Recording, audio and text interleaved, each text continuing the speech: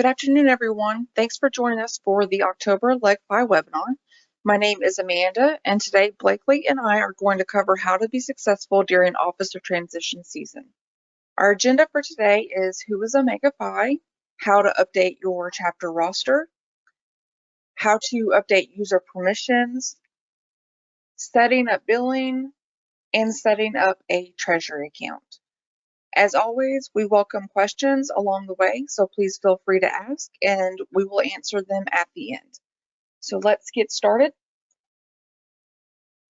OmegaFi hosts and supports LegFi. For more than 30 years, OmegaFi has provided technology solutions to help customers manage their finances, streamline their operations, recruit new members, and communicate with their members. We are based out of Columbus, Georgia, and we securely process more than 1.1 billion per day for our clients and have securely processed more than 4 billion since 1992. We're also deeply committed to serving, promoting, and advancing the fraternity and sorority experience. We are passionate about what we do, and it's this passion that has encouraged our clients to trust us to do the heavy lifting so they can focus on their mission and having fun. If you'll give me just a moment, I'm going to switch over to the LegFi application to walk you through how to add new members there. Fall semester is in full swing, so it is important to make sure your roster is up to date. It is very important to add members as soon as they join. If you haven't done so already, it is very easy to do so, and you should do that today to get it off of your to-do list. You'll go to Members in the left-hand column, and then you'll click on Add Members.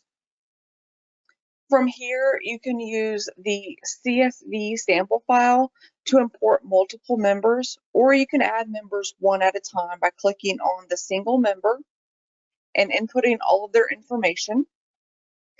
If you need to update a member type, you can go back to the list of your members by clicking on Back to Member List.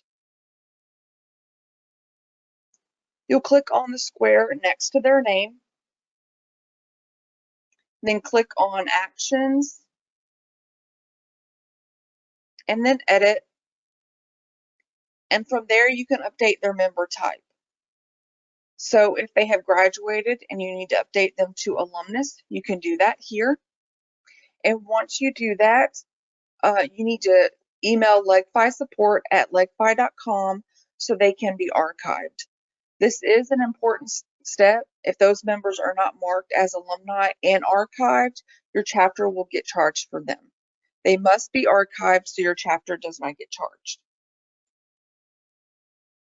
Now we're going to go over how to update user permissions. You'll click on the gear icon in the top right-hand corner of the application. Then you'll click on Permissions. If you need to remove someone's admin access, you'll click on the button under Admin. Or if you need to give someone certain access within LegFi, you'll click on the Edit link. And then you can choose which modules they can either read or edit. Or if you want to give them admin access across the board, you can update them to an admin in all modules. You want to make sure to give new officers coming in the appropriate permissions so they will be able to do their job well. Now I'm going to transfer this over to Blakely, and she will go over setting up billing and creating a treasury account. Thanks, Amanda. So now let's take a look at setting up our billing. Once your roster is up to date and you're ready to get billing set up, you'll just go to the Invoices module and you'll click on Create a New Invoice. From here, we're going to select the members that you'd like to send an invoice to. And then we're going to come down here and add charges. Next, just complete this charge information. So we can do monthly chapter dues. It's a recurring charge. You'll have to put in a charge description and the amount that you'd like to charge. You'll select a deposit financial account. This is going to be either a bank account or one of your treasury accounts. I'll show you how to open a treasury account and talk to you a little bit more about that in just a moment. If you've selected the account, you'll also select the revenue category. And then you'll set up your custom billing schedule. So you'll have your start date, which is the date that those charges are visible to your members. You'll select your due date. You can set up a late fee for each charge if it's and set your late after date. You can set up an early payment discount if a recurring charge is paid in full by a certain date. So whatever works best for your chapter. And then if you need to set up a recurring charge, you'll add additional charge cycles. So for monthly chapter dues running through the rest of the year, it might look something like this.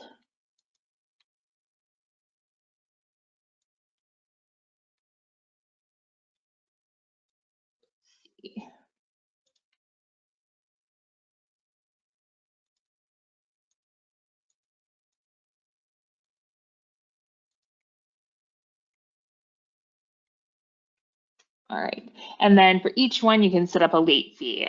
So this is completely flexible and up to you how you'd like to have that set up. If you don't want to start charging late fees until the second or third time that they're charged for the semester, you can do it that way. Just really up to you and the bylaws of your chapter. Once you're satisfied with what you've set up, click Save Charge, and it's going to go ahead and add that charge to your invoices. So you can add as many charges as you'd like. So if you had, you can have a recurring monthly chapter dues charge. You could have maybe a single charge of a parlor fee that you charge once a semester. It can be set up to go into a different deposit account. You'll pick the appropriate rent category. And then again, same situation. You're going to select your date that charge is going to be active and on the visible on their account, and then the date that it's due, and add a late fee if necessary. Once you've added all of your charges, you can then add a message if you'd like. That message will appear at the bottom of the invoice.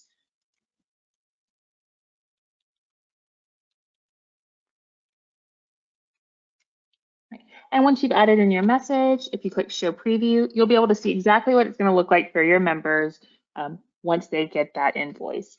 So here you'll see it inputs their name, you've got all of the charges, total amount due, ability to make their payment, and your little message here at the bottom.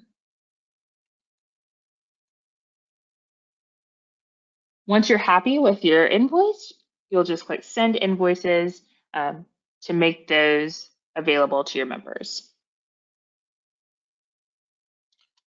So next, we'll talk a little bit about Treasury. So Treasury is the newest LegFi feature. It's a bankless solution to help your organization manage your finances, and it helps mitigate some of the frustrations of other options like bank accounts or peer-to-peer apps or collecting by cash, because it provides unlimited FDIC-insured accounts that each chapter can configure based on their own needs. So as I mentioned earlier, you can create multiple treasury accounts for specific areas of operations, like housing, social events, recruitment, meals, philanthropy events, what have you. So to add a new treasury account, you'll click Add Treasury Account. You're going to read through the treasury account terms and conditions, checking all of these boxes so that you understand, clicking on each of these documents to make sure that you've read those, and then click Submit. All right, great. And so then it goes ahead and sets up a pending account for us. Then it's going to ask you to walk through all of the know your customer information. This is in compliance with federal regulations. So our payment processing partner Stripe will collect all of this information requested in the Know Your Customer form. It's securely encrypted, and the data provided will only be used by a Stripe system to verify your identity. So to begin with, you're going to put in your cell phone number and email address, and then click continue. You'll get a code to your phone and then put that code here. Then you're going to add in some additional information about what the system will call your business, but what is really your chapter.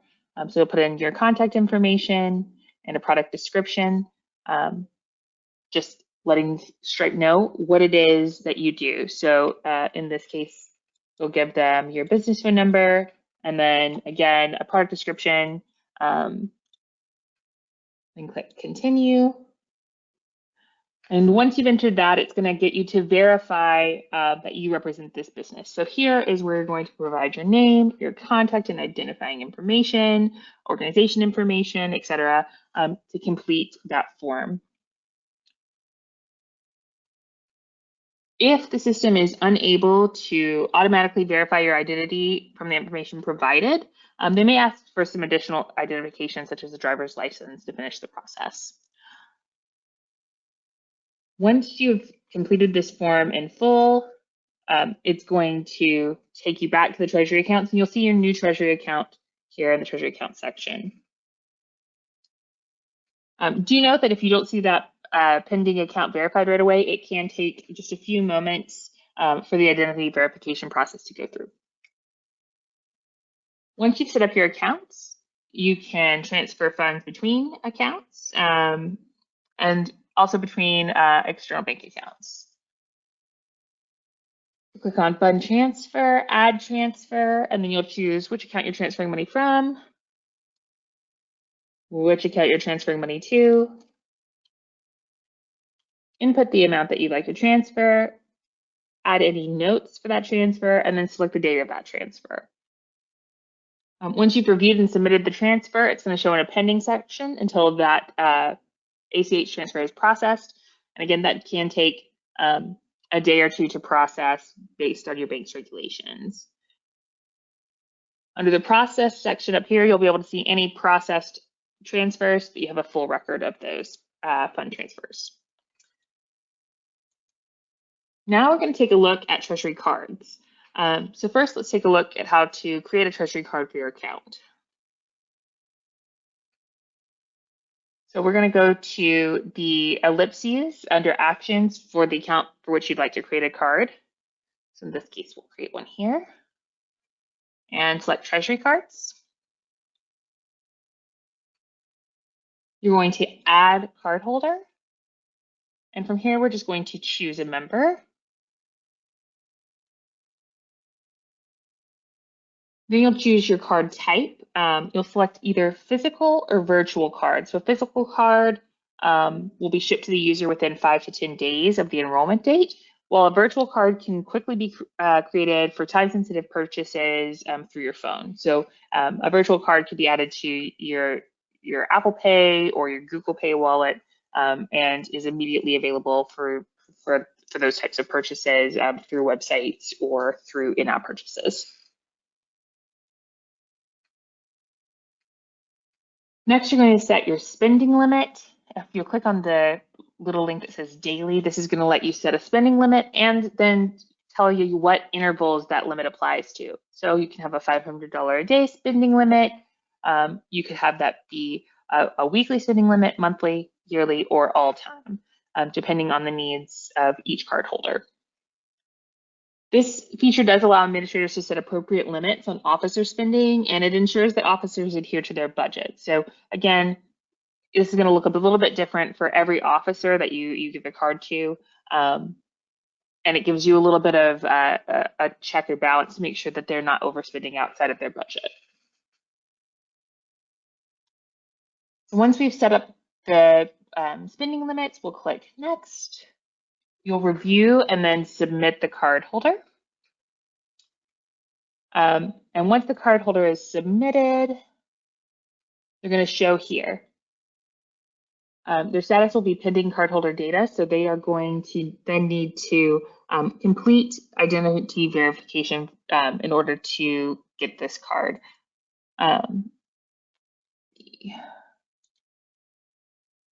There's a section where you can close the card, Here, once this once it's no longer pending, once the card is approved, there will be some additional actions for you there as well.